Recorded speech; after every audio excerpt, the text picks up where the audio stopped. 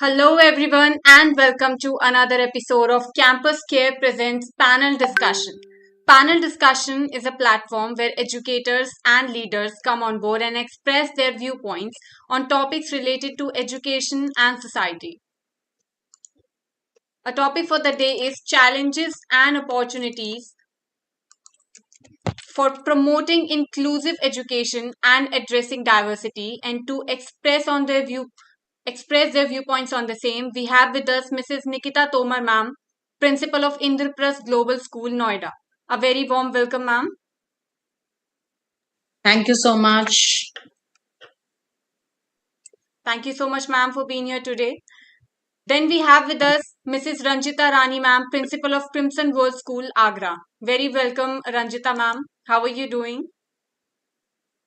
I'm good and thank you for the warm welcome. Good afternoon, everyone. Good afternoon, ma'am. Ma'am, let's start off with the session, ma'am. Challenges and opportunities to promote inclusive education and addressing diversity, ma'am. Ma'am, when we speak about the challenges, Nikita, ma'am, let's start off with you. What are some of the biggest challenges that you have faced in promoting, education, and how have you addressed them, ma'am? Okay, so since we are talking about inclusive education here, I think uh, inclusivity is the order of the day.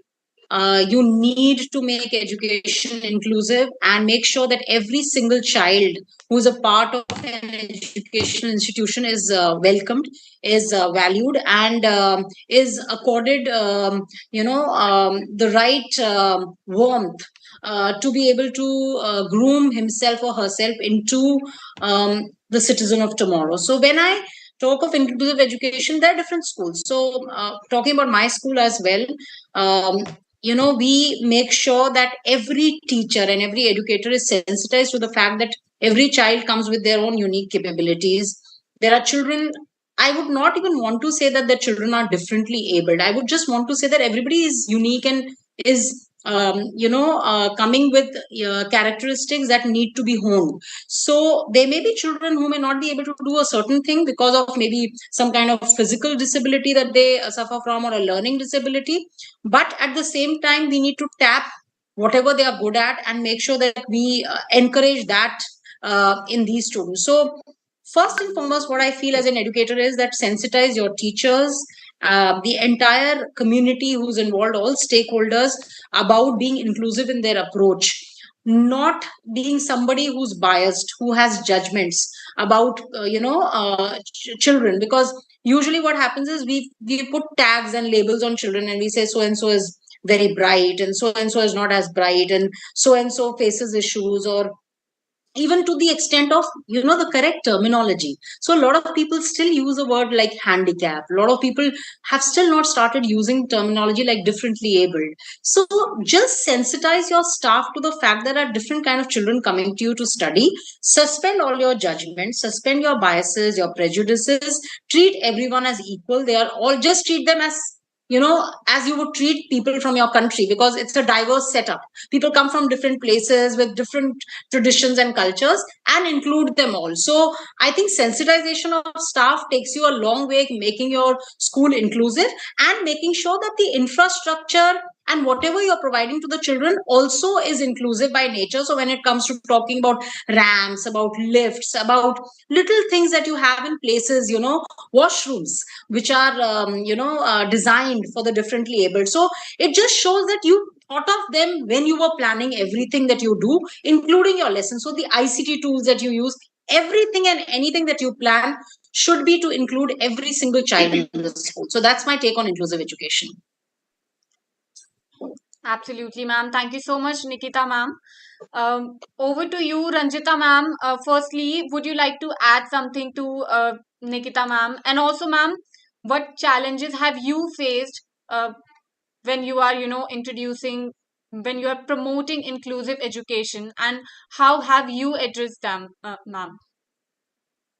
Yes, thank you. Most of it has already been said by Nikita, ma'am. Like, first of all, I will say raising an awareness among your staff, among your teachers, and everyone. It's not only the teachers who should be trained for the same to handle special needs students, but the same time, each and every staff, from the drivers, conductors, support staff, everyone should be aware of the special need of the students, because they may be the physical needs, it may be the development disability, it may be a behavioral disability. So although those we need to cater to.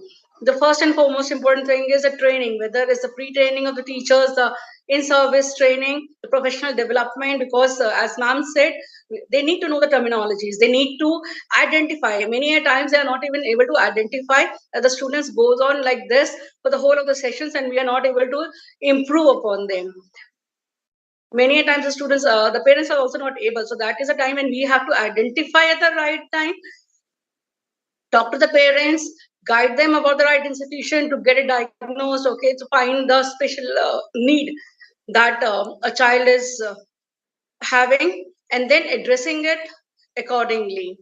So the challenges which I have faced here is like making the changes in the infrastructure, as ma'am said. This is a very, very important thing, that the infrastructural changes should be there, and the ICT tools should be there. So ICT tools are something that we can always procure very easily, and then the training can be done. But when you talk about the infrastructure changes, yes, it needs a big heart and a willingness to go for it. And as this should be very important, because once you have a building, then going for the change and then planning is a bit difficult. But before that, every school should think of the same. So the challenges for the training and like the attitude change, I will say that's very important. When you talk about the attitude, it's the attitude of the teachers, the staff, as well as the students. We have to make students also sensitive, that students can come with all the kind of different needs, and everyone should be welcomed and loved. Absolutely, Ranjita ma'am. Very beautifully explained, ma'am. Moving forward, Nikita ma'am, you were just mentioning about diversity. So, ma'am, how do yourself train the teachers and the staff members to be more cultural, to be more competent in terms of culture and to be responsive to the needs of, ma'am, diverse students, ma'am? Okay, so I think one needs to role model the whole thing. So if you have a school, even the staff that you take in should be staff which does not come only from a particular region, or only hailing from a particular religion, or only hailing from a particular community, because the message that it sends across is that you are somewhere directly, indirectly only looking for a certain category of people to be associated with your school. So children coming to you, parents coming to you, staff coming to you, everybody should represent a microcosm of what the entire nation stands for. And I think as a school one must take certain steps towards it. So if you have children, say you're a school which is located in the north of India, obviously children coming from the south of India are not as many in your institution as probably children who hail from north. So to culturally sensitize the staff and children about that somebody comes from a certain state, what is the speciality of that state. So through all our I think special assemblies and different functions that we do celebrate diversity. And it's a part and parcel of the language that we use, that diversity is of utmost value. And what makes us special as Indians is also because we are a diverse nation.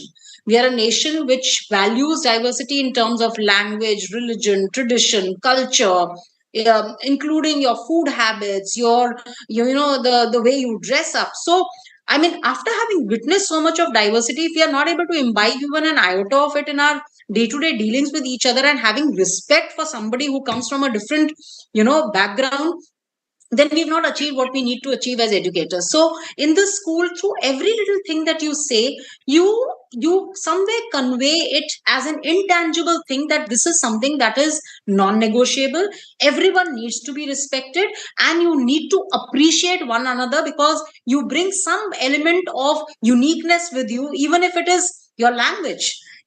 So not ridiculing somebody because they come from a certain another state, or they have a certain kind of language which kind of reflects coming from another state. I think this is very important for children to also understand that, we will have that, because that is why we say that we are coming from different states. And we English, as we speak as Indians, I think somewhere our state does enter into it. So you will find certain afflictions in the the language that you use. You will find that there are certain pronunciations which are very typical of coming from a particular state. So not to ridicule somebody, but to be accepting that yes, we've brought our own an element of where we belong into what we do. So that's very important, that we celebrate diversity in all respects in school, through our language, through what we convey, through how we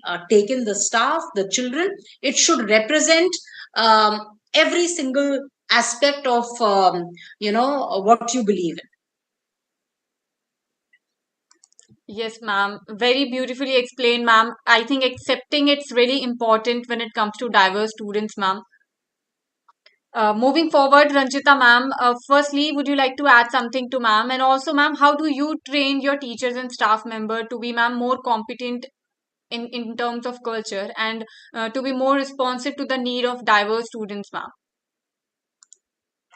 If you talk about only the cultural thing, that's what ma'am has already told about many other things. But when we talk about the diverse needs, as I mentioned, that the needs can be in various capacities. The need can be the child would be requiring attention because of some behavioral disability, or maybe because of the physical disability or development disability, and some sensory impairment can also be there. So the very first thing is, when you say that how do I go ahead with the training of the teachers or the other staff, before the planning for the next session, I always plan for the in-service training programs, and they should be like properly organized, and all those who are recruited during the session also, they should be sensitized towards the same. And you have to let them know about, like, yes, LDs or the learning disabilities are also there, and it's a common thing. But what challenge I faced, that many of them have not got the even the ability or the differentiating power of identifying it. So what I tell my teachers is, whenever you are observing a certain pattern, or you are like observing certain thing, behavioral problem also, do observe it over a period of time, discuss with the fellow teachers, bring it on table, let's discuss over it, let's contact parents. Is very, very important, because many a times whenever there is a low score in the assessment, they like, it's he's a slow learner, maybe there can be other problems also. So it's very important to identify a specific problem of a child. It's very, very important.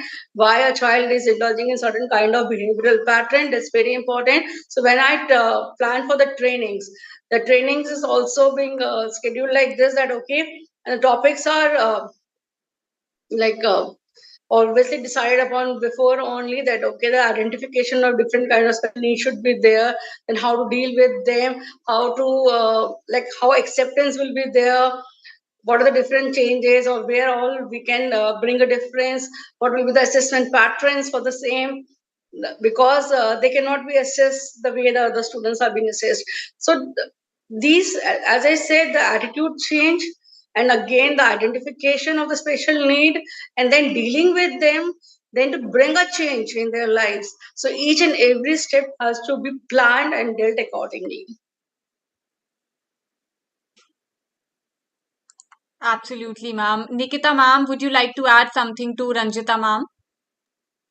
No, all I would like to say to Ranjita ma'am is that she's absolutely right, that there is a lot of planning that goes into even training your teachers to go about it the right way. So definitely foremost is identification, because unless you are able to even realize that something is amiss, or this child needs my assistance in some other way, you will not be able to help that child, and we would have lost that child through the academic session and not been able to do anything with that particular child. So the SEN children, the special education needs children, also need to be associated with a special educator. So all the schools, all the good schools, I'm sure, already have a special educator and counselor in place. So first thing is identification of these children. Second thing is to see what are the special needs that each child has. So you may have a special education need child who may have maybe a speech disorder. There may be a special education need child who may have, a CP child. So because we had a cerebral palsy child at school as well. So you may have a child who's on a wheelchair who cannot move around.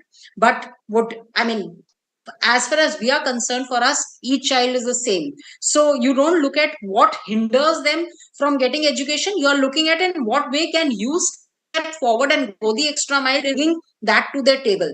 So I think the whole thing about schools coming in, stepping in, creating learning centers, bringing in occupational therapists, bringing in speech therapists into the school system, or having a tie-up with hospitals where parents can access these facilities is something that all good schools are trying, and all of our schools, I'm sure Ranjita ma'am's school also does that, and training the teachers, because once they are identified, it is not, the teacher cannot do much except handle and manage the child, but to have special people to help out that child for different things, say a child even learning disabilities, like say if somebody has calculia, or somebody has is dyslexic, or somebody has dysgraphia, so exactly what is how to manage that condition in a child, and there are provisions that the board also gives you to exempt these children from certain subjects. So if you are only able to help a child and make education more inclusive if you identified that there's an issue